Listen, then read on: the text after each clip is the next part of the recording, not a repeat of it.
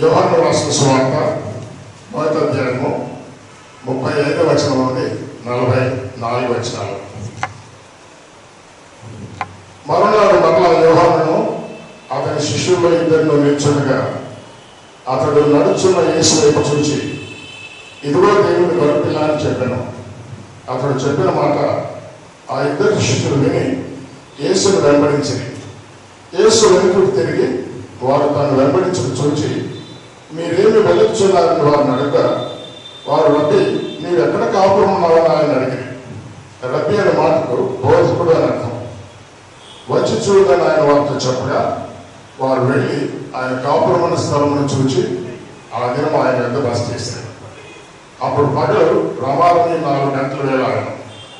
యోహాను మాట విని ఆయన వెంబడించిన ఇద్దరిలో ఒకడు సీమోను పేతురు యొక్క సహోదరుడైన అంద్రేయ. ఇతడు మొదట తన సహోదరుడైన సీమోను చూచి, మేము మెస్సియాను కనుగొంటుని అతనితో చెప్పి యేసునొద్దకు అతని తోడుకుని వచ్చాను. మెస్సియా అన్న మాటకు అభిషక్తుడు అని అర్థం. యేసు అతని వైపు చూచి, నీవు యోహాను కుమారుడైన సీమోను, నీవు కేఫావు అనబడునని చెప్పాను. కేఫా అన్న మాటకు రాయి అని అర్థం. మర్నాడు ఆయన గలిలయకు వెళ్ళబోయి ఫిలిప్పును కనుగొని నన్ను వెంబడించమని అతనితో చెప్పాను. ఫిలిప్పు బెత్సయిదా వాడు, అనగా అంద్రేయ, పేతురు అనువాని పట్టణపు కాపురస్తుడు. రెండవదిగా యోహాను రాసిన సువార్త, అందులోనే 6వ అధ్యాయం 5 నుండి 10 వచనాలు చదువుతున్నాం. యోహాను రాసిన సువార్త 6వ అధ్యాయము 5వ వచనం నుండి 10 వచనాలు. కాబట్టి యేసు కన్నులెత్తి బహుజనులు తన ఎదుకు వచ్చిన చూచి, వీరు భుజించినప్పుడు ఎక్కడ నుండి రొట్టెలకు తెప్పించమని ఫిలిప్పును అడిగాను. కానీ ఏమి చేయనో తానే ఎరిగి ఉంది అతనిని పరీక్షించుటకు అలా అడిగాను. అందుకు ఫిలిప్పు, వారిలో ప్రతివారము కొంచెము పుచ్చుకొనకాయను 200 దీనారాల రొట్టెలు చాలు అని చెప్పాను. ఆయన శిష్యుల్లో ఒకడు, అనగా సీమోను పేతురు సహోదరుడైన అంద్రేయ, ఇక్కడ ఉన్న ఒక చిన్నవారి యొక్క 5 యవల రొట్టెలు 2 చిన్న చేపలు ఉన్నవి, కానీ ఇవి ఇంతమందికి ఏమాత్రమని ఆయన అడుగా, యేసు జనులను కూర్చుండబెట్టని చెప్పాను. ఆ చోట చాలా పచ్చిక ఉండేది కనుక లెక్కకు ఇంచుమించు 5,000 మంది పురుషులు కూర్చుంది. చివరిగా మార్క్స్ వార్త 1వ అధ్యాయం 16-17 వచనాలు. మార్కు రాసిన సువార్త 1వ అధ్యాయము 16-17 వచనాలు. ఆయన గలిలయ సముద్ర తీరములో నిలుచుండగా సీమోను సహోదరుడైన అంద్రేయు సముద్రంలో వలన వేటి చూశాను. వారు చాలర్లు. యేసు నా వెంబడనండి, నేను మిమ్మల్ని మనుషులను పుట్టజాలనుగా చేసినందుకు వారితో చెప్పాను. చిన్న మాట ప్రార్థన చేసుకుని ఈ లేఖన భాగాన్ని మనం ఆలోచించేద్దాం. పూజాపరుడైన మా గొప్ప తండ్రి, మహాదేవుడ, మహిమాన్వితుడ, ఈ మా ప్రభు దినమును బట్టి మిమ్మల్ని వందిస్తున్నాం, కొనియాడుతున్నాము, కనపరుస్తున్నాము, మీ నామాన్ని గొప్ప చేస్తున్నాము. మిమ్మల్ని మహిమపరచగలిగి కీర్తించగలిగిన కృపనిచ్చినందుకు వందనాలు నాయన. తిరిగి వాక్య ధ్యానంలో మేముండగా నిలవబడిన నాతో ముందుగా మాట్లాడండి. కూర్చున్న బిడ్డలందరితో కూడా మీరు మాట్లాడండి. మాకు మేలు క్షేమము కలుగు చేయండి. మీ సన్నిధిని మాతో కూడా ఉండనివ్వండి. మీ సన్నిధి మాతో కూడా ఉండని ఎట్లా ముందుకు వెళ్ళని వద్దని బ్రతిమాలుకుంటున్నాం. ఘనత, మహిమ, ప్రభావం మీకే ఆరోపిస్తూ, స్తుతిస్తూ, పూజిస్తూ, కొనియాడుతూ క్రీస్తు యేసు వారి అమూల్యమైన నామం ప్రార్థిస్తున్నాం తండ్రి. పరిశుద్ధ గ్రంథంలో 3 లేఖన భాగాలు మనం చదువుకున్నాం. యోహాను రాసిన సువార్తలో 1వ అధ్యాయంలో కొన్ని వచనాలు, 6వ అధ్యాయంలో కొన్ని వచనాలు, అలాగే మార్క్స్ వార్తలో 1వ అధ్యాయంలో కొన్ని వచనాలు. ఈ 3 భాగాల్లో కొన్ని పేర్లు మనకు కనిపిస్తున్నాయి. 3 భాగాల్లో ఒక వ్యక్తి పేరు మాత్రం కనిపిస్తుంది. ఎవరా వ్యక్తి? అంద్రేయ. ఈరోజు అంద్రేయ జీవితాన్ని గురించి మనం ఆలోచన చేయబోతున్నాం. అంద్రేయ బైబిల్లో ఎక్కువసార్లు కనిపించదు. సువార్తలు 4 కలిపి 12 సార్లు ఆయన పేరుంది. అపొస్తలుల కాలంలో ఒకసారి ఉంది. అయితే 12 సార్లు కూడా రిపిటేషన్ లాగానే అనమాట. యేసు ప్రభు యొక్క అపొస్తలుల పేర్లు ఏవనగా ఆయన మత్తయిలో, మార్కులో, లూకాలో చెప్పినప్పుడు ఆ సందర్భంగా ఆయన పేరు కనిపిస్తా ఉంది. యోహాను సువార్త 6వ అధ్యాయంలో మనం ఇప్పుడు చదువుకున్న భాగంలో ఆయన పేరు మనకు కనిపిస్తా ఉంది. మొదటి అధ్యాయంలో కూడా 2 పర్యాయాలు ఆయన పేరు కనిపిస్తా ఉంది. ఇంకా మిగిలిన చోట ఒక 2-3 ప్రాముఖ్యమైన స్థలాల్లో ఆయన పేరు కనిపిస్తా ఉంది. బహు కొద్ది సార్లు ఆయన పేరు కనిపించిన ఈరోజు ఆయన జీవితంలోని విశేషాలు మనం చూడబోతున్నాం. యోహాను సువార్త 1వ అధ్యాయంలో మనం 35వ వచనం చదువుతున్నాం. బాప్తిస్మా ఇచ్చే యోహాను గారికి శిష్యులు ఉన్నారు. ఇంకా అప్పటికి యేసు ప్రభువుకి శిష్యులు లేరు.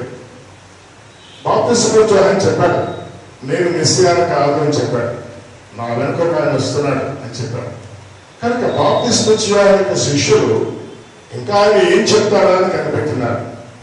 మనం 35 నుంచి చదివాం కానీ 29వ వచనంలో ఇదిగో పాపాన్ని మోసుకెళ్ళిపోయే దేవుని గొర్రెపిల్ల అని యేసు మార్గంలో వెళ్తా ఉంటే చూపించాడు బాప్తిస్మా ఇచ్చే యోహాను. వీళ్ళు చూసేటప్పటికే యేసు వెళ్ళిపోయాడు. కానీ మరలా కనిపిస్తాడేమో అని చూస్తా ఉన్నారు. 35వ వచనంలో మరునాడు మరుసటి రోజే కనిపించాడు. మరునాడు ఆయన వెళ్తా ఉంటే ఇద్దరు దేవుని గొర్రెపిల్ల అని యోహాను పరిచయం చేశాడు. అంతే.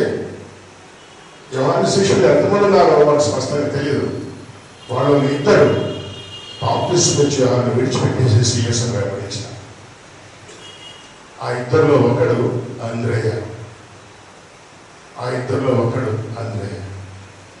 లేఖన భాగాలు జాగ్రత్తగా మనం చదువుకున్నప్పుడు, మార్కు సువార్తలో మనం చదువుకున్నప్పుడు అంద్రేయ వాళ్ళ అన్నగారు సీమోను పేతురు అని మనకు కనిపిస్తుంది. బైబిల్లో ఎక్కడ అంద్రేయ పేరు కనిపించినా సీమోను యొక్క సహోదరుడైన అంద్రేయ అని మాత్రమే కనిపిస్తుంది. కానీ ముందుగా అంద్రేయ పేరు ఎక్కడ కూడా లేదు. వాళ్ళిద్దరి పేర్లు ఉంటే ముందు సీమోను పేరు. సీమోను సహోదరుడైన అంద్రేయ. ఒకవేళ సీమోను పెద్దవాడు కావచ్చు, అంద్రేయ చిన్నవాడు కావచ్చు. మార్కు సువార్తలో మనం చదువుకున్న భాగంలో వారు జాలరులు అని, వారి వృత్తికి జాలరులు. యోహాను సువార్తలో మనం చదువుకున్న మొదటి అధ్యాయం 44వ వచనంలో ఫిలిప్పును అంద్రేయ కనుగొన్నాడంట. ఆ భాగంగా చెబుతూ ఫిలిప్పు అంద్రేయ అనే ఇద్దరు కూడా బెత్సయిదా అనే ఊరికి చెందినవాడు అని మాట చెప్పండి. అట్లయితే అంద్రేయ ఊరు బెత్సయిదా. గలిలయ సముద్రం బెత్సయిదా అంటే మనకు కూడా చేపలు పెట్టేవాళ్ళని తెలుసు. బెత్సయిదా అంటే చేపలు పట్టేవారి గృహములు అని అర్థం అంట. అంటే చేపలు పట్టేవాళ్ళు గలిలయ సముద్రం చుట్టూ అక్కడక్కడ చిన్న చిన్న కాలనీస్ లాగా ఉంటారన్నమాట. కానీ బెత్సయిదా అనేది ఒకే ఒక గ్రామం అని తలంచడానికి వీలేదు. కనీసం 2-3 ఉండాలి. లేఖనాల్లో మనం చదువుకున్న ఒకసారి యేసు గలిలయ సముద్రంలో దాటి బెత్సయిదాకు వచ్చాడు అని ఉంది. మరికొన్నిసార్లు ఆయన మరలా ధోని ఎక్కి వెనక్కి వచ్చాడు, మళ్ళా బెత్సయిదాకు వచ్చాడు. కానీ గలిలయ సముద్రానికి ఆ పక్కన ఈ పక్కన బెత్సయిదా ఎట్లా ఉంటుంది అంటే, బెత్సయిదా అంటే బెస్తవారు నివసించే గృహాలు అన్నమాట. మరి గలిలయ సముద్రం చుట్టూ చేపలు పెట్టేవాళ్ళు ఎన్ని చోట్ల కాలనీస్ గా ఫామ్ అయి ఉంటారు. కనీసం 2-3 కాలనీస్ అని అయి ఉండవచ్చు. కనుక బెత్సయిదా అనే స్థలానికి లేదా గ్రామానికి మరి పరిసర ప్రాంతానికి చెందినవాడు అంద్రేయ. ఇంకా మనం చదువుకున్న మార్కు సువార్తలో 16-17 వచనాలు చదివాం. కానీ కొంచెం క్రిందికి వచ్చి 29-30 వచనాలు చదవగలిగితే యేసు ప్రభువు వెంటనే సీమోను అంద్రేయ అనువారి ఇంట ప్రవేశించారు అని.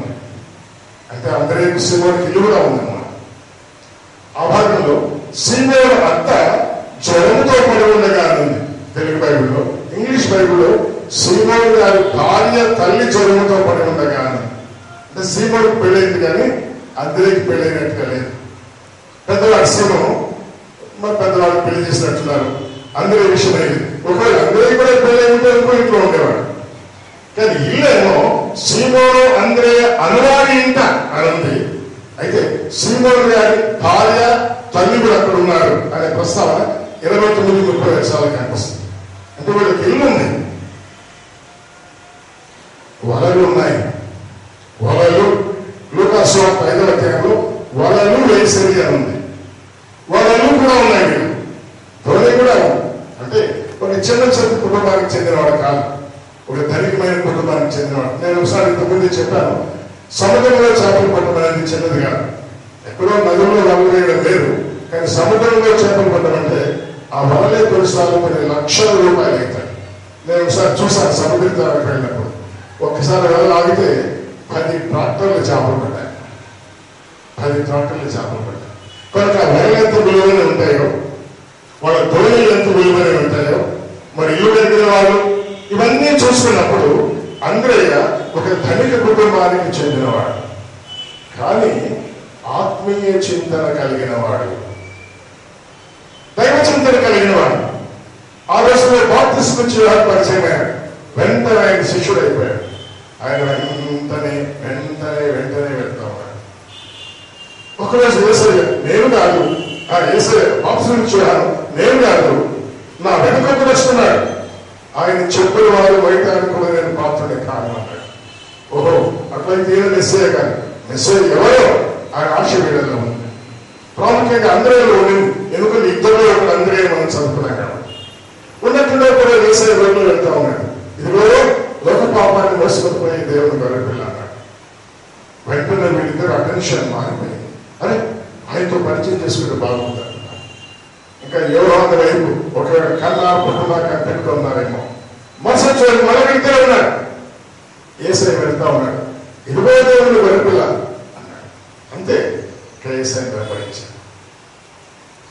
లోక పాపాన్ని మోసుకుపోయి దేవుని గొర్రెపిల్లను వెంబడించిన వాడు అంద్రయ్య. తన పాపాన్ని మోసుకుపోవడానికి ఇష్టపడ్డవాడు అంద్రయ్య. తన పాపాన్ని యేసు మీద మోపడానికి ఇష్టపడ్డవాడు అంద్రయ్య. పాపక్షమాపణ పొందడానికి ఇష్టపడ్డవాడు అంద్రయ్య. సరే, యేసు వెంబడి వెళ్తున్నారు, పరిచయం లేదు, ఏమనుకుంటాడని. అయితే ఆయనకు తెలుసు, మీరు ఏమి వెతుకుతున్నారు అన్నాడు. రబ్బీ, నువ్వు ఎక్కడ కాపాడుకున్నావు? నువ్వు ఒక బోధకుడు విన్నావు, నువ్వు ఎక్కడ కాపాడుకున్నావు? మీ ఇల్లు ఎక్కడ? యేసయ్యకి అర్థమైపోయింది. రండి, మా ఇంటికి రండి అని పిలిచాడమ్మా. అది బ్రతుకు సమయం ఇచ్చించాడు. ఇంటికి వెళ్ళారు. మన తెలుగు బైబిల్లో 4 గంటల దాకా ఆయన ఇంట్లో ఉన్నారండి. అందరూ పొద్దు నుంచి సాయంకాలం దాకా 4 గంటల వరకు ఆయన ఇంట్లో ఉన్నాడు. యేసయ్య ఊరుకుంటాడా? ఊరుకోడు. ఒక చిన్న తమాషగా ఒకసారి తిమోతి ఒక సేవకుడు ఉండేవాడు. దేవుని సేవ చక్కగా చేసేవాడు, మంచి పరిచారకుడు, వాక్యం బాగా చెప్పాడు. ఆయన గురించి ఆయన వింటా ఉన్నాడు. వింటుంది ఆయన చూడాలి. ఆయన ఇంటికి వెళ్ళాడు. ఏమంటే తిమోతి గారిని చూడాలి నేను వచ్చానంటే, నేనే తిమోతి బాగా చూసుకొని చుట్టూ తిరిగినాను. నవ్వుతా తమాష చూసినాడు. అయితే తృప్తిగా ఇంకా వెళ్ళిపోలే, అట్లే ఉన్నాడు. ఇంట్లోకి వస్తావా రమ్మన్నాడు. వాళ్ళ సగం పిలిచాడు. పెట్టండి అన్నాడు. అంతకుముందు రోజు వాళ్ళకి పెద్ద ఫంక్షన్ జరిగింది. సద్దు బిర్యానీ ఉంది అన్నమాట. ఆ బిర్యానీ మళ్ళీ రెడీ చేసి పెట్టారు. ఈ తిమోతి ఆయన ఇద్దరు తిన్నారు. తిన్న తర్వాత ఇంకా ఆఫర్టింగ్లో ఉంది. తిమోతి గారిని తెలుసుకోవాలి. ఈయన అడుగుతున్నాడు, ఆయన చెప్తా ఉన్నాడు. అడుగుతున్నాడు, చెప్తా ఉన్నాడు. అట్లే మధ్యాహ్నం అయిపోయింది. లంచ్ కూడా తిన్నారు. సాయంకాలం అయిపోయింది. ఇష్టమైన వాళ్ళ దగ్గరికి వెళ్తే ఎంతోసేపు ఉండాలనుకుంటారు. కొన్నిసార్లు నాకు కొంచెం ఫోన్ చేస్తూ ఉంటారు, చాలా బిజీగా ఉండేది. అంతేనంటే ఇంకా కొద్దిసేపు మాట్లాడండి అన్న అంటాను. మీతో మాట్లాడదామని ఫోన్ చేశాను. ఇంకా కొంతమంది అప్పుడైనా అంటారు, అలా పెట్టేయమంటారా అంటే అప్పుడైనా మనకి ఇష్టమైన వాళ్ళతో ఎక్కువ గడుపుతాం. అందరూ ఎక్కువ యేసయ్య అంటే ఎంతో ఇష్టం. సాయంకాలం 4 గంటల దాకా గడిపాడు. ఆయన భాష మారిపోయింది. ముందేమో ఆయన రబ్బీ అని పిలిచాడు, బోధ కూడా అన్నాడు. అయితే యేసయ్యతో మాట్లాడిన తర్వాత వాడు అన్న దగ్గరికి వెళ్ళి, అన్నయ్య ఈరోజు నేను మిస్సీని కనుగొన్నాము అన్నాడు. అరే, నిన్నదాకా రబ్బీ అనుకున్నాం ఆయన మనం, ఇప్పుడైతే మెస్సీ అంటున్నారు. అవునయ్యా, ఆయన మెస్సీ, లోకరక్షకుడు, పాపాలు క్షమించేవాడు. పొద్దున్న సాయంకాలం అందరూ గడిపాను. నా పాపాలన్నీ ఆయన మీద వేసేసింది. లోక పాపాన్ని మోసుకుపోతున్నాను అన్నాడు. నా పాపాలు కూడా మోసుకుని పోయా అన్నాడు. నేను మోసుకొని ఎక్కడి దాకా వెళ్తానో తెలుసా? కల్వరి కొండ దాకా వెళ్తాను. కల్వరి కొండ మీద నేను పాప శిక్ష అనుభవిస్తాను. ఒక నిలువుకై మీద అడ్డుకై మీద వేలాడతాను. నన్ను కొడతారు, గాయపరుస్తారు, హింసిస్తారు, నిందిస్తారు, పొడుస్తారు, మేకులతో కొడతారు, బలంతో గుచ్చుతారు, మునకేటుతో కొడతారు, గొడవతో కొడతారు. గాయపరచబడుతుంది, రక్తం అంతా చిందిస్తాను. నా రక్తం మీరు నాకు అప్పగించిన పాపాన్ని కడిగి పవిత్రపరుస్తుంది అని చెప్పానమ్మయ్యా. నాకు సంతోషం అయిపోయింది. అంతేగాని నేను చనిపోయి తిరిగి లేస్తాను, మరలా వెళ్ళిపోతాను, మరలా మెస్సియాగా రారాజుగా గొడవ కనిపిస్తాను, 1000 ఏళ్ళు పరిపాలన చేస్తాను. నన్ను నమ్మితే మీరు నాతో పాటు ఉంటారు, నాతో పాటు రాజ్యం పరిపాలన చేస్తాను. ఈ మాటలను చెప్పాడు. నేను ఆయన బోధకులను మాత్రమే అనుకున్నాను, కానీ ఆయన మెస్సియా. నేను మెస్సియాను కనుగొంటిని. భాష మారిపోయింది, అభివృద్ధి చేసే విధానం మారిపోయింది, యేసయ్యతో ఆయనకున్న సంబంధం మారిపోయింది. నేను ముందుగా చెప్పలేదు, అందరూ ఆయన పేరుకు పౌరుషులు గలవాడు అని అర్థమంట. నాకు సరిగా అర్థం కాలేదు, కొన్నిసార్లు మనకు అర్థం కాదు. ఇంగ్లీష్లో ఏముందో చూశాను, మ్యాన్లీ అని అంటారన్నమాట. మగసరి గలవాడు అని అంటారు. ఓహో, మగవాళ్ళకే పౌరుషం ఉంటుంది, కొన్నిసార్లు ఆడవాళ్ళు కూడా ఉంటుంది. సామాన్యంగా మగవారికి పౌరుషం ఉంటుంది, కానీ ఏ విషయంలో పౌరుషం ఉన్నాడు? యేసును తెలుసుకోవాలి, తెలుసుకుని తీరాలంతే అన్నమాట. ఆయన ఎవరు చూడాలి. యోహానుకు బాప్తిసం ఇచ్చే యోహానుకి ఎంతమంది శిష్యులు ఉన్నారు? అందరికి పట్టలేదు, వీళ్ళిద్దరికీ పట్టింది. అట్లే కనిపెట్టున్నాడు.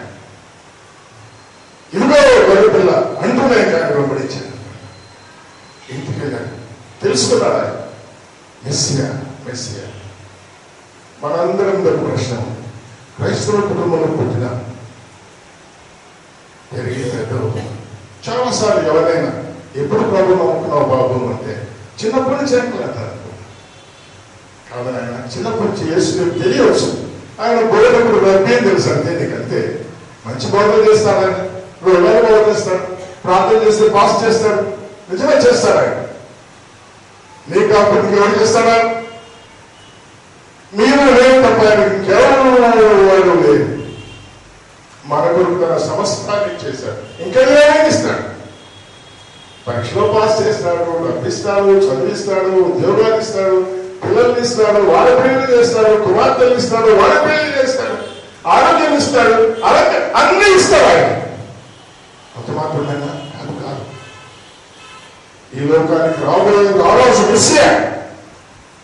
నీ పాపాన్ని మోసుకుపోయేవాడు, నీ పాప శిక్ష కల్వరిలో అనుభవించిన వాడు, సమాప్తమైన శిక్షను ముగించిన వాడు, కల్వరిలో కాల్చిన రక్తంలో నీ పాపాన్ని కడిగిన వాడు, నిన్ను కుమారుడుగా కుమార్తెగా చేసుకున్నవాడు.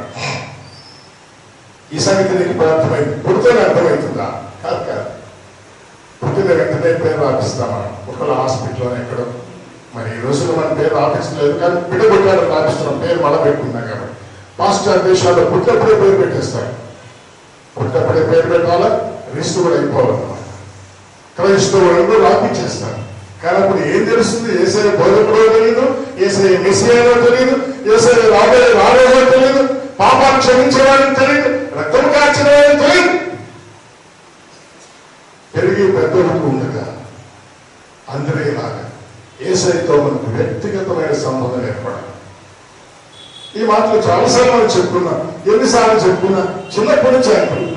చిన్నప్పటి నుంచి కాదు. నేను అమెరికా నుంచి వస్తూ ఈసారి సింగపూర్లో ఒక 15 రోజులు ఉండవలసి వచ్చింది. దేవుడు అనుకూలం చేశారు. అక్కడ తెలుగు వారందరి మధ్య కాలం గడుపుతున్నప్పుడు ఒకేకి వెళ్ళినప్పుడు అడిగాను, బాబు ఎప్పుడు ప్రాబ్లం అనుకున్నాను? చిన్నప్పటి నుంచి. నాన్న చిన్నప్పటి నుంచి కాదు, చిన్నప్పుడు యేసయ్య నీ పాపాలు క్షమించాడు, నీకు అర్థమైందా? లేదు. ఎప్పుడు అర్థమైంది? 5వ సంవత్సరాలు అర్థమైంది. మంచిదే. మరి ఏం చేశాను? నా పాపాన్ని క్షమిస్తే బాగుంది అనుకున్నాను, క్షమించమని అడిగాను. అయితే నేను నిలబడలేదు.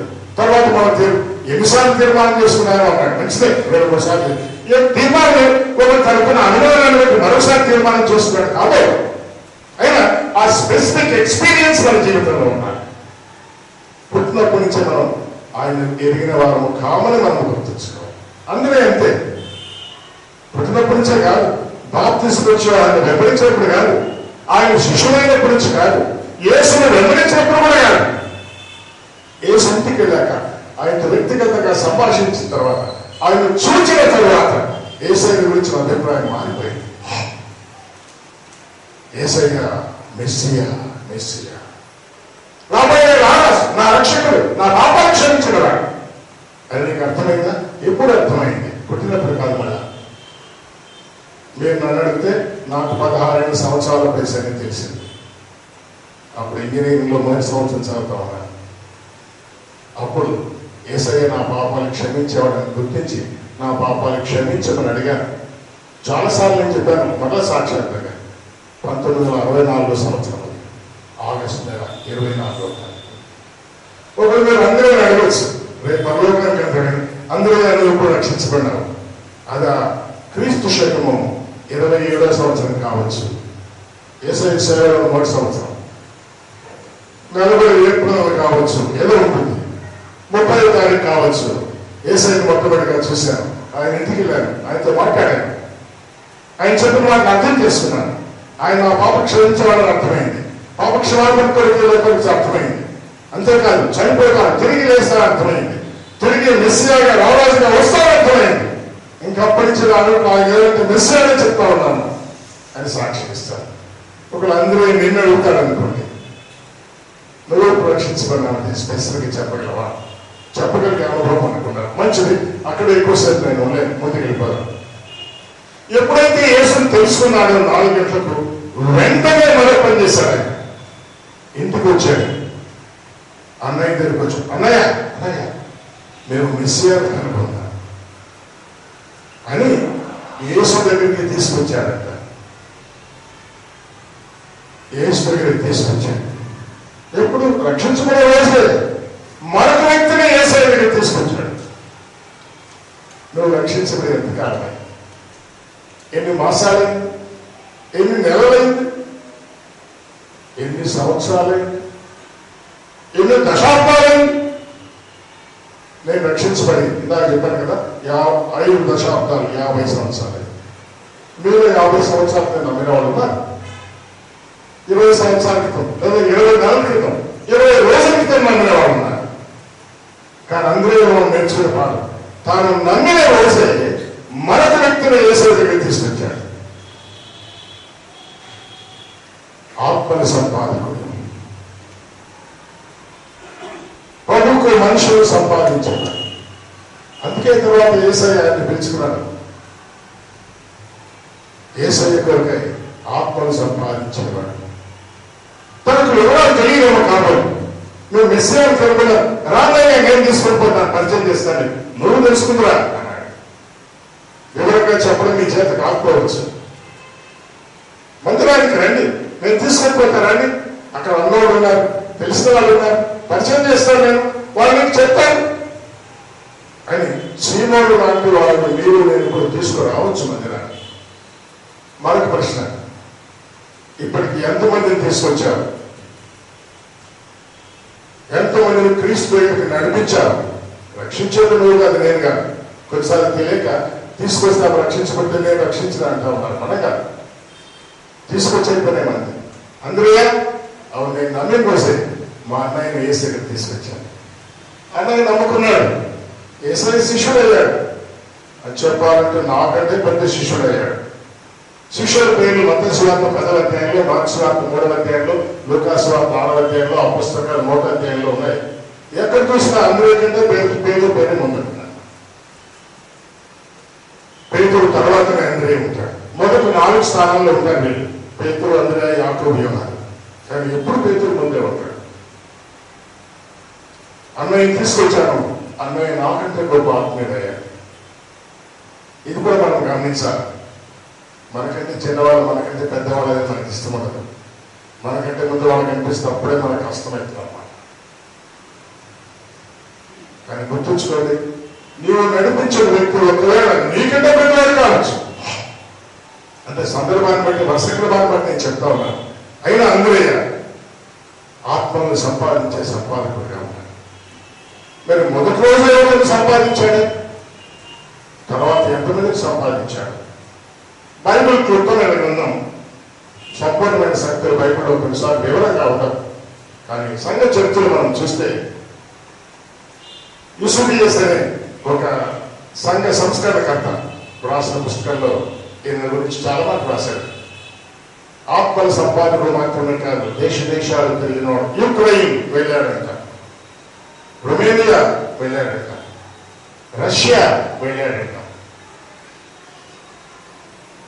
గ్రీస్ వెళ్ళాడంట, థ్రేస్ వెళ్ళాడంట, చిన్న ఆసియా అంటే టర్కీ వెళ్ళాడంట. ఇన్ని దేశాలు తిరిగాడు. ఆత్మల సంపాదకుడు. నమ్మిన రోజు నుంచే వ్యక్తులను ప్రభువుకి నడిపించే అనుభవం ఉంది. కొన్ని లక్షల మందిని ప్రభు దగ్గరికి నడిపించి ఉంటాడు. కొన్ని లక్షల మందిని ప్రభు దగ్గరికి నడిపించి ఉంటాడు. కానీ ఇక్కడ రాసుకోలేదు. కానీ ఆ తర్వాత సంఘ సంస్కరణకర్తలు రాసిపెట్టారు. అనేక దేశాల్లో తిరిగి ప్రభు కొరకే ఆత్మలను సంపాదించాలి. సరే, అంత మాత్రమే కాదు, తన వృత్తి కూడా కలిగిన వాడు చాలా అని 18వ వచనం చదువుకున్నాం. మార్కోటి 18లో ప్రొద్దున లేచారు. అన్నయ్య తమ్ముడితో చేపలు పడ్డారు, పోయినారు. ఏసై తెచ్చారు. ఎవరు? అంద్రయ్య కదా సీమను తెలుసుకొచ్చింది. ఇప్పుడు 2 శిష్యులే అన్నారు. అంద్రయ్య నా శిష్యుడైతే బాగుంటుంది అని తర్వాత శిష్యత్వాన్ని పిలిచారు. కానీ ముందుగానే మార్క్స్ వార్త 16లో నా వెంబడి రండి, నేను మిమ్మల్ని మనుషులను పట్టే వాళ్ళుగా చేస్తానన్నాడు. అందరూ సీమోను పెట్టాడు. అందరూ నువ్వు మనుషులు పడతావని నాకు తెలుసు. అయితే ఒక్కనే కాదు, చాలా మందిని పట్టాలి. నీ సరైన చేపలు పెట్టే పనిలో ఉంటే మనుషులు పడడానికి వీలుగా ఆ పని మానేసేసి మనుషులు పట్టే పనికి రమ్మంటే 17వ వచనంలో వెంటనే వాళ్ళు నుంచి వచ్చేసారు. అంటే అందరూ ఆత్మల రక్షణ పట్ల ఉన్న వేదన, బాధ లేదా మనసులో ఆతురత రూపొందించడం. మీకు నాకు ఆతురత ఉందా? ఒకసారి ఆయనతో నేను మాట్లాడుతూ ఉంటే, స్టేట్ బ్యాంక్ లో పనిచేస్తాను ఆయన. నేను అడిగితే, లేదులేండి, నాకు ఆదివారం ఆరాధనకు వెళ్ళి రొట్టె రసం పుచ్చుకొని వచ్చే అనుభవం ఉంటే చాలు, ఇక మిగిలిన వాటి గురించి నేను అనుకోవడం లేదు. అంతేనా? ఆదివారం క్రమంగా నేను వస్తాను, రొట్టె రసం పుచ్చుకుంటాను, వెళ్ళిపోతాను. అంతేనా? దానికొకే రక్షించు ప్రభు. కేవలం నేను రక్షించడం మాత్రమే ఆయన ఉద్దేశం అయితే, రక్షించమని వెంటనే పనులు తీసుకెళ్ళేవాడు. ఇక్కడ ఎందుకు పెట్టాడు? ఎందుకు పెట్టాడు? అందరి జీవితంలో నేర్చుకుంటాము. అంద్రయ్య ఆత్మల సంపాదకుడు. ఆత్మల సంపాదకుడు. యోహాను సువార్త 12వ అధ్యాయంలో ఒక మాట మనం చూద్దాం. యోహాను సువార్త 12వ అధ్యాయంలో 20 నుంచి 22 వచ్చారు. నేనే చదువుతాను, గమనించండి. ఆ పండుగలో ఆరాధింపు వచ్చిన వారిలో కొందరు గ్రీసు దేశస్తులు ఉండేది. ఆ కాలంలో యెరూషలేముకు పండుగలు ఆచరించడానికి సంవత్సరానికి 3 సార్లు అందరూ కూడా పోవాలి. యెరూషలేము ఎంత దూరమైనా పోవాలి. ఇంచుమించుగా 12 ఏళ్ల వయసు దాటితే అప్పటి నుంచి పోవాలన్నమాట. 12 ఏళ్ల కంటే చిన్నపిల్లలను తీసుకెళ్ళిపోవడం. 12 ఏళ్ళు వాళ్ళు అంటే వాడు గలిలే నుంచి యెరూషలేముకు రావాలంటే కనీసం ఒక 6 దినాలైనా నడిచి రావాలన్నమాట. అందరూ పండుగకు వచ్చారు. సంవత్సరానికి 3 సార్లు వస్తారు. పండుగకు చేరి వచ్చారు. వచ్చిన వాళ్ళు గ్రీసు దేశస్తులు కూడా ఉన్నారు. అంటే అన్నిలు ఉన్నారు అన్నమాట. అన్నిలో ఒక ఆశ ఉంది. నేను ఇందాక చెప్పాను కదా, వచ్చిన వాళ్ళు ఏమైనా ఇక్కడ చూడాలనుకుంటారు. మన గుడిలోకి వచ్చినా ఎక్కడ విగ్రహం ఉందా చూస్తారు. పూజారి ఎక్కడ ఉన్నాడో చూస్తారన్నమాట. అన్ని మూలలు చూస్తూ ఉంటారు. ఎక్కడ వాళ్ళలాగా అలంకరించు మన ఏమి ఉండదు. వీళ్ళు వచ్చారు చూస్తే ఎవరు కనిపించలేదు. ఫిలిప్పు కనిపించాడు. చదువుతానన్నమాట. వాడు గలిలయను బెత్సయిదా వాడని ఫిలిప్పు దగ్గర వచ్చి, అయ్యా మేము యేసును చూడబోతున్నామని అతనితో చెప్పగా, ఫిలిప్పు వచ్చి అంద్రేయుతో చెప్పాను. అంద్రేయు ఫిలిప్పును వచ్చి యేసుతో చెప్పాను. యేసును చూడాలి అని ఆశ కలిగిన వాళ్ళు ప్రపంచంలో ఉన్నారమ్మా. అయ్యా కొన్నిసార్లు వాళ్ళు నిన్నే అడుగుతారు, యేసయ్య ఎవరు మాకు తెలియపరుస్తావయ్యా, ఆయన చూడాలనుకుంటున్నాం. ఇప్పుడు మనం చూడలేదు, అయితే అప్పుడు ఆయన చూడగలిగినారు. ఇప్పుడు మనం చూడలేకపోయినా యేసయ్యను చూపిస్తారని మందిరంలో చూపిస్తారండి. మీ కన్నులకు కట్టినట్టుగా ఆయన గురించిన విషయాలు చెప్తారండి. మీరు చూసినట్టే ఉంటుంది. ఆయన జీవిత చరిత్ర మీ కళ్ళ మీద కనబడతా ఉంటుంది. రండి అని పిలుచుకొని రాగలిగితే బాగుంటుంది. కొన్నిసార్లు నువ్వు వచ్చేదే కష్టం, ఇంకేం పిలుచుకొస్తాను? ఏం అభ్యంతరం పడుతుంది, ఏమాట చెప్తా ఉన్నాను. 9 గంటల 10కి వస్తూ ఉంటాను. 9:30కి వస్తూ ఉంటాడు. నేను చాలాసార్లు చెప్పాను. ఒకసారి నేను వాక్యం చెప్పిన బయట చెప్తే, అన్న ఈరోజు ఎవరు వాక్యం చెప్పినాడు అడిగాడు. నువ్వు లేవా, నేను ఇప్పుడు వచ్చాను అన్న, రొట్టెకి వచ్చాను. అట్లా వచ్చేవాళ్ళు కూడా ఉన్నారు. అలా కాదు, నువ్వు రావాలా, నువ్వు రావా. యేసయ్య అనేకం తీసుకుంటావా. యేసయ్య చూడబోయే వాడు ప్రపంచంలో చాలా మంది ఉన్నారు. వాళ్ళు నిన్న అడగచ్చు, నువ్వేమో వాడిని అడగచ్చు. ఈ గ్రీసు దేశస్తులు ఫిలిప్పు కనిపించాడు. వాడు ఫిలిప్పు గారు యేసయ్యను చూపిస్తారని మాకు. మరి ఫిలిప్పై నేరుగా తీసుకొని పోలేదు. ఎందుకు ఆలోచన చేద్దాం. అంద్రయ్య యేసు చూస్తారంట వీళ్ళు. పొలం పోయండి అన్నాడు అంద్రయ్య. అంటే ఇందులో మీకేమో అర్థమైంది, నాకు అర్థమైంది. అంద్రయ్యకు యేసయ్యకు సన్నిహితమైన బాంధవ్యం ఉంటారు. అందరూ ఠకాన వేసరికి వెళ్తారు. యేసయ్య కూడా అందరే మాట్లాడుతున్నారు. తర్వాత కూడా మనం చూస్తాం. మరి ఫిలిప్పు నాకు సాహిత్యం లేదేమో అనుకున్నాం పాఠాన్ని బట్టి. అంద్రయ్య యేసయ్యను చూస్తామంటా ఉన్నారు, మరి తీసుకొని పోదామా, పోదాం అన్నారు. ఇద్దరు వెళ్ళారు. యేసయ్య చూపించారు. నేను 22వ వచనానికి చదివాను. యేసయ్య వెంటనే గోధుమ గింజ భూమిలో పడి చచ్చిపోతే తప్ప అన్నాడు. ఇదేంటయ్యా శుభమని నీ దగ్గరకు వస్తే చావు గురించి మాట్లాడుతున్నావు అని గిరిశిస్తులు అనుకోలేదు, అందరే అనుకోలేదు, ఫిలిప్ అనుకోలేదు. అంటే తన మరణాన్ని గురించి యేసయ్య చెప్పాడు అన్నమాట.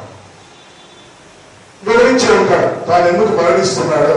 గిరిశిస్తున్నారా, మీ పాపాలు కొరికే నేను చనిపోతున్నాను, మీ పాపాలు కొరికే నేను బాధ పెట్టి పెడతాను, తిరిగి వేస్తాను, మీ పాపాలు క్షమిస్తాను. తమ మరణాన్ని గురించి, పునరుద్ధారాన్ని గురించి యేసయ్య చెప్పాడు అని దానికంటే కళ్ళకు కట్టినట్టుగా చూపించుంటాడు.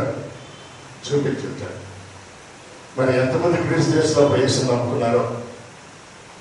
బైబిల్ క్లుప్తమైన గ్రంథం, వివరాలు ఉండవు. అయితే ఒక చిన్న తలంపు, యేసయ్య వాడు నమ్ముకోవడంలో ఒక పరిచారకుడుగా అందరూ కూడా ఉన్నాడు. తన కూడా భాగం. యేసును మాకు చూపించాలంటే మీరు చూసుకోడా అని వెళ్ళిపోతే వాడు పోలేరు, ఇంటికి వెళ్ళిపోయేవాడు. అందరే ఎంత ఆసక్తి కలిగేవాడు. యేసయ్య దగ్గరికి వెళ్ళి మనుషులను పరిచయం చేసేవాడు. మేము యేసును చూడగలుగుతున్నాం. యేసును చూస్తే మనుషుల జీవితాలు మారిపోతాయి. యెషయా గ్రంథం 45వ అధ్యాయం 22వ వచనం మా అందరికి కట్టపాటు వచ్చేది. భూమిగంత నివాసమారా నా వైపు చూచి రక్షణ పొంది. యేసయ్యను చూడాలా, కళ్ళారా చూశారు. మరి ఏం పొందారు? ఇప్పుడు రక్షణ పొందారు. దేవుడును నేనే, మరి ఏ దేవుడు లేడు. దీనికి చాలా మంది అభ్యంతరం పడుతున్నారు. ప్రాముఖ్యంగా బీజేపీ వాళ్ళు అభ్యంతరం పడుతున్నారు. ఒకసారి పెద్ద సభలో వెళ్తే వాళ్ళు అన్నారు, మీ బైబిల్ మళ్ళా మీరు తిరిగి రాసుకుని అలాంటి మాటలు తీసుకొస్తున్నారు అన్నమాట. అది ఆ బైబిల్ మేము రాసింది కాదు, దేవుడు వాయించిన మాట. దాన్ని చేర్చడానికి ఎవరికి అధికారం లేదు, తీసేయడానికి ఎవరికి అధికారం లేదు. మేము తీసివేయలేము, చేర్చలేము. కానీ మేము కన్న వాటిని విన్న వాటిని చెప్పక ఉండలేము అని మన వాళ్ళకి ఆలోచించారు. ఇతర గ్రంథాలు కల్పిత కథలాగా రాయబడినవని ఇందులో మనకు అర్థమైంది. మీరు తిరిగి రాసుకోండి అంటే ఇతర గ్రంథాలు తిరిగి రాయబడి అనుకూలంగా మార్చారు. కానీ బైబిల్ గ్రంథం అలాంటిది కాదు. అందుకే మత్తయి సువార్త 5:19లో ప్రతి సున్నాకు విలువ ఉంది, ప్రతి పొల్లు కూడా విలువ ఉంది. ఒక సున్నా కానీ ఒక పొల్లు కానీ తప్పడానికి వీలే తప్పదు. యుగాలు మారవచ్చు, తరాలు మారవచ్చు, నాగరికత మారవచ్చు, మనుషులు మారవచ్చు, మన సంభాషణ, మన విధానాలు, పరిసరాలు, ప్రభావాలు మారవచ్చు. దేవుడి వాక్యం అన్ని కాలాలకు సరిపోయింది.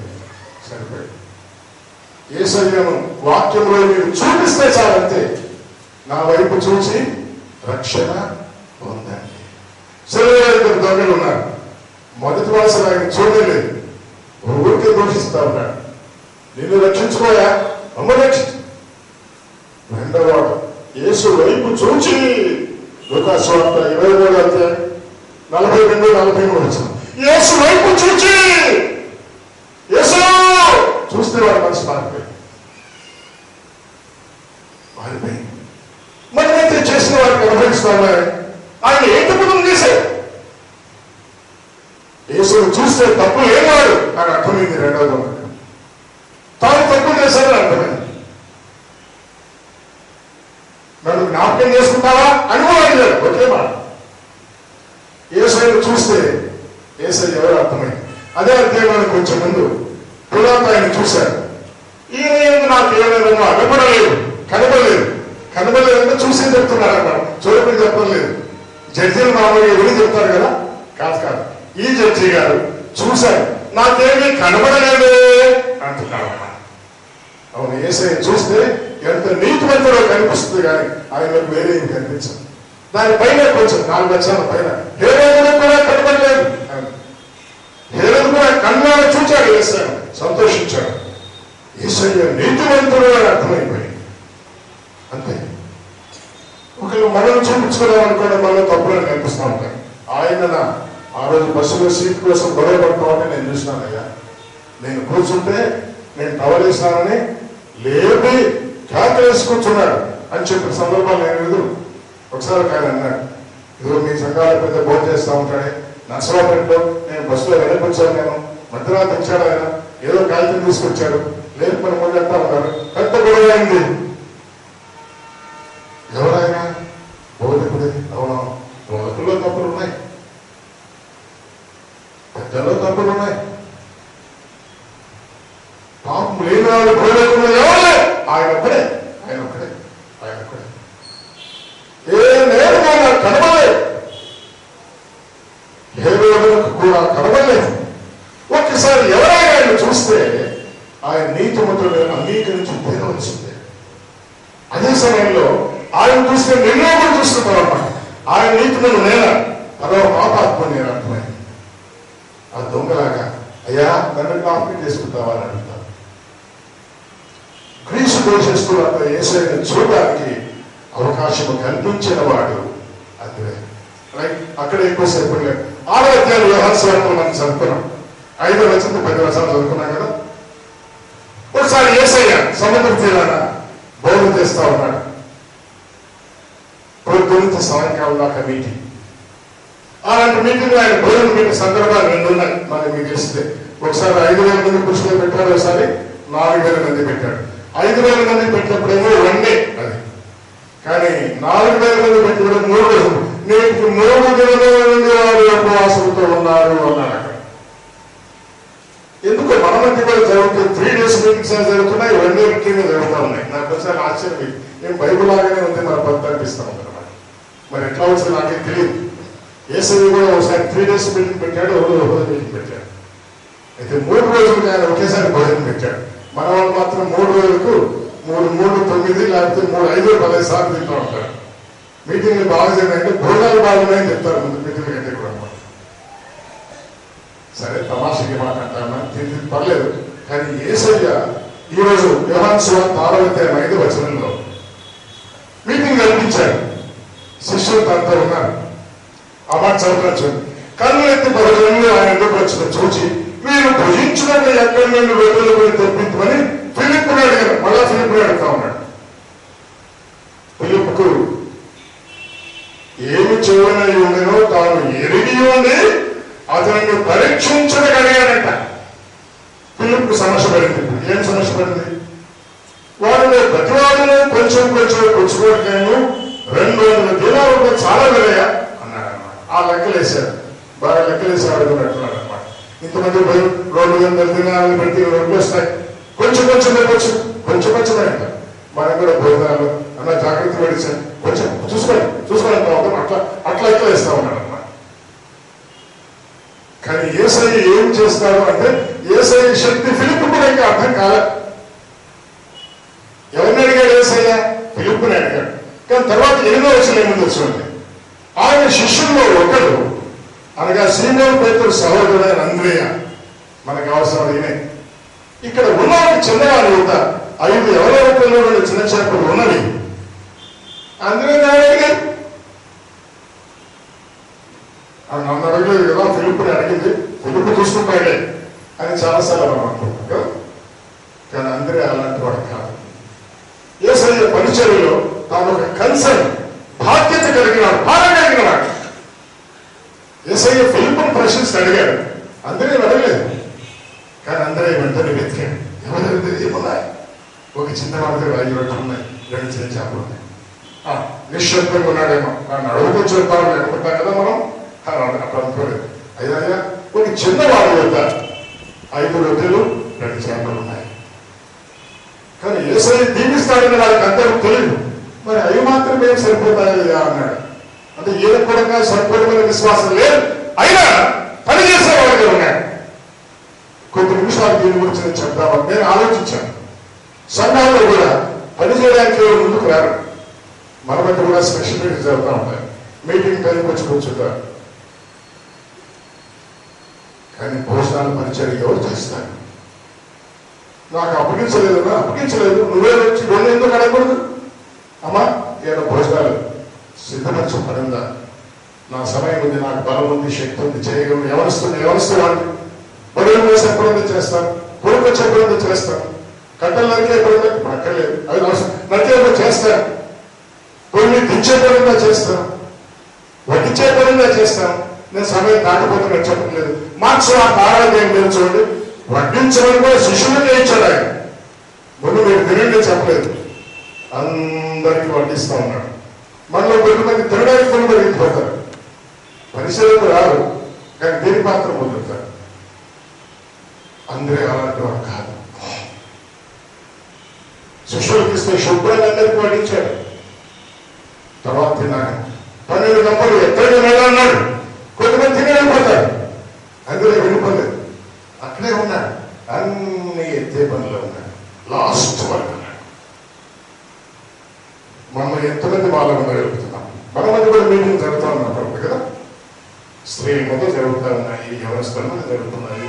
మరి మన పైన వాళ్ళ మీద బోధకులు వచ్చారు, మనతో 2 రోజులు ఉన్నారు, అప్పుడు వస్తూ ఉంటారు. కొన్నిసార్లు భోజనాల పరిచయం జరుగుతూ ఉంటుంది. మరొక ప్రశ్న ఏంటంటే, ఎన్నిసార్లు మీరు నేను ఆ విషయాల్లో ఇన్వాల్వ్ అయ్యాను? అంద్రేయ ఇన్వాల్వ్మెంట్ నేర్చుకోండి. అందరినీ వేసే అడగలేదు, నన్ను అడగలేదన్నా, అడగలేదు పర్లేదు, కానీ పెద్దవాళ్ళు చేయడానికి రావాల్సిన పని లేదు. పరిచయం పని నువ్వే అడగచ్చు, ఆయన చదువుతున్నాడు. అదే అయ్యా ఒక చిన్న వారి దగ్గర 5 రొట్టెలు 2 చిన్న చేపలు ఉన్నాయి, అయినా ఏం సరిపోతాయ్యా, మరి ఏం చేద్దామయ్యా? అలాంటి కన్సర్న్, భారము భరించే తలపు మనలో ఎంతమంది? ఈ బుధవారం స్పెషల్ స్పీకర్ వస్తారు, పొద్దున్న సాయంకాలం దాకా ఉంటుంది, మధ్యాహ్నం భోజనాలు ఉంటాయి, వంటలు ఉంటాయి. అంటే కొద్దిమంది వంటల సమయం, వంటలు అయిపోయి భోజనం సమయానికి వస్తారన్నమాట. పర్లేదు, మందిరంలో తినచ్చు, ఏం తప్పేం లేదు, నేను కాదని చెప్పలేదు. కానీ ఇక్కడ ఎవరి పని చేస్తున్నారు, నేను కూడా పని చెయ్యాలా అనే మనసు అందరికీ ఉంది. నీ ఉదయకాలం మీకు చెప్దాం అనుకుంటున్నాను. అలాంటి మనసు మనకుందా? అంద్రేయ భోజనం కొరకే ఆలోచన కలిగి ప్రభు తనకు చెప్పకపోయినా దాని గురించి విచారించి ప్రభుకు వర్తమానం తెచ్చినవాడు. మరలా చెప్తున్న మార్క్స్ వార్త 6వ అధ్యాయంలో ప్రభువు వాటిని ఆశ్రయించి శిష్యులకే ఇచ్చాడు. వడ్డించిన వాడు కూడా అందరే. కొద్దిమంది వడ్డించే కూడా రాదు, తినడానికి చెప్పరు, చివరి దాకా తింటానే ఉంటారు. ఈ మాట తమాషకున్నాయేమో, అయితే అర్థం కావాలని చెప్తా ఉన్నాను. అంటే ప్రభువు పనిని మనం కలిగిన భారం ఎంత అని. అసలు కొద్దిమంది స్పెషల్ మీటింగ్స్ కూడా రావు, పొద్దున్న సాయంకాలం దాకా రారు. నేను మీటింగ్ జరిగిందా అన్నా, రాలేదంటే రాలేదు అంతే. కానీ అందరూ అటువంటి వాళ్ళు కాదు, వచ్చాడు, మీటింగ్ వచ్చాడు, ప్రభు తను అడగకపోయినా తానే సంగతులు కనుక్కొని ప్రభువుకు చెప్పి, ఆ తర్వాత మా మార్క్స్ 6వ చెప్పినట్టుగా ప్రభు ఆశీర్వాదం ఇచ్చిన తర్వాత అందరికీ పంచి తిని తృప్తి పొందిన తర్వాత మిగిలిన ముక్కలు 12 గంపలుగా ఎత్తిన వాళ్ళు అందే ఉన్నాడు. గొప్ప సేవ కూడా గొప్పవాడని బైబుల్ ఎక్కువ, కానీ నేను చెప్పాను కదా 4 సువార్తలు కలిపి 12 పర్యాలు అని పేరుంది. అది కూడా రిపీటెడ్గా ఉందన్నమాట. ఒకే విషయం 4 రాశారు కాబట్టి రిపిటేషన్ ఉంది. అంటే ఎక్కువగా కనిపించే వాడు కూడా కాడు, ఎక్కువగా కనబడు. కొంతమందికి ఊరికి కనబడాలంటుందన్నమాట, కనబడడు, అయితే కార్య సిద్ధం ఖర్చు కలిగిన వాడు. అలాంటి వారు ప్రభువు కావాలి, అలాంటి వారు కావాలి. రక్షించబడిన విషయంలో మొట్టమొదటి ఉన్నాడు, ఆత్మను సంపాదించే విషయంలో ముందుగా ఉన్నాడు. యేసయ్య దగ్గరికి మనుషులు తీసుకొచ్చే విషయంలో ముందుగా ఉన్నాడు. మరి యేసయ్య వాక్య పరిచర్య చేస్తూ ఉండగా మిగిలిన కార్యక్రమాలు ఏర్పాటు చేసే విషయంలో ముందుగా ఉన్నాడు. ఇలాంటి వారు కావాలి. మరి ఇలాంటి వాడిని అయ్యా మీరు నాకు కావాలి, మనిషి ఒకటే జాగ్రత్తగా ఉన్నారని యేసయ్య పిలిచాడంటే అందులో విశేషం ఏమీ లేదు. మంచిది. ఇంకా మనం ముందుకు వెళ్ళిపోవాలి కాబట్టి ఎక్కువసేపు ఆయన అక్కడ ఉండలేదు. మార్క్స్ వార్త 13:3-4 ఒక మాట ఉంది.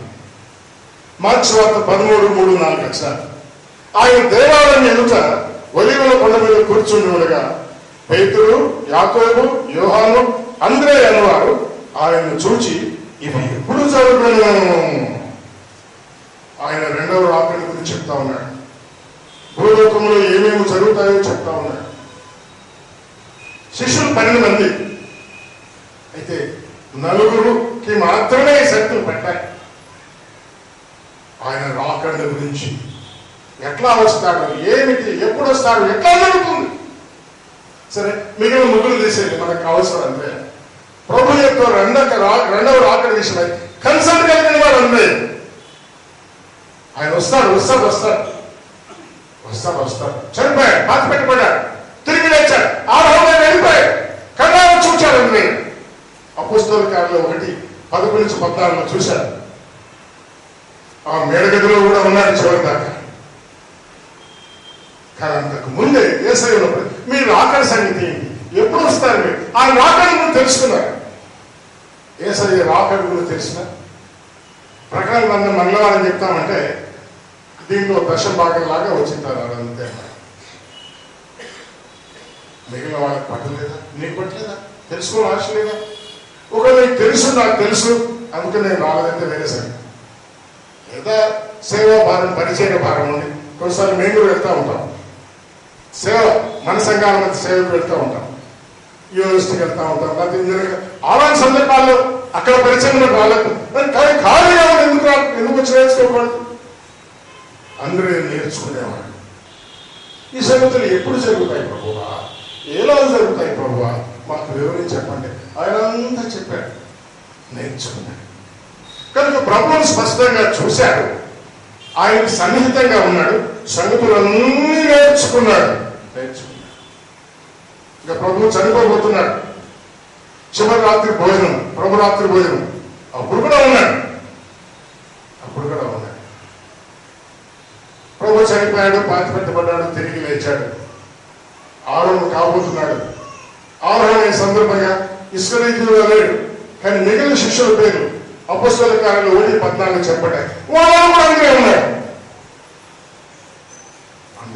చివరి దాకా అనగా చివరి క్షణంలో ఆయన వెళ్ళిపోతున్న సమయంలో కూడా చూచే వరకు ప్రభుత్వం ఉన్నాడు. ప్రభుత్వం ఎంతగా మీరు నేను ఉండడానికి ఇష్టపడుతున్నామో మనం ఆలోచించాలి. చివరిగా ఆయన మరణాన్ని గురించి బైబిల్లో లేదు, సంఘ చరిత్రలో ఉంది. గ్రీసు దేశంలో పట్రా అనే స్థలంలో రోమన్ అధికారులు ఆయన్ని కూడా సిలువ వేస్తాము అన్నారంట. అయితే ఒక మాట చెప్పాడు, నా సిలువ యేసయ్య సిలువలాగా వద్దు అన్నాడు. ఎట్లున్నారంటే ఇంటులాగా ఉండాలన్నాడు అన్నమాట. ఇంటంటే నేను ఇంటుంటాను, ఏదైనా దాన్ని మనం కొట్టారంటే ఏం చేస్తాము, ఇట్లా పెడతాము, ఇంటి పెడతాం అన్నమాట. అంటే సిలువకు నేను తగిన వాడిని కాను, దాని మీద వేలాడు దేవుడు నా వ్యక్తికి నాకు నన్ను కొట్టేయండి, శిక్షించండి. అయితే లోకము గుర్తించింది నిమిత్తమై వీళ్ళు అన్నేమో తలకిందులుగా సిలువ వేశారు, ఒప్పుకున్నారు. ఈయనేమో ఇంటులాగా సిలువ వేయించుకున్నాడు. పట్రా అనే స్థలంలో హత్సాక్షులు ప్రభు కొరకే జీవించారు.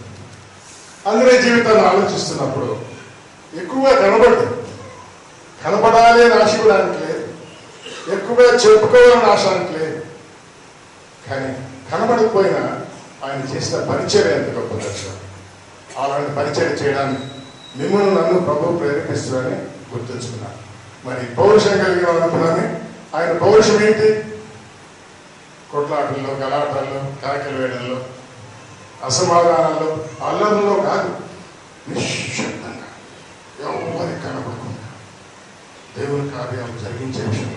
మగసిరి కలిగిన మ్యాన్లీ,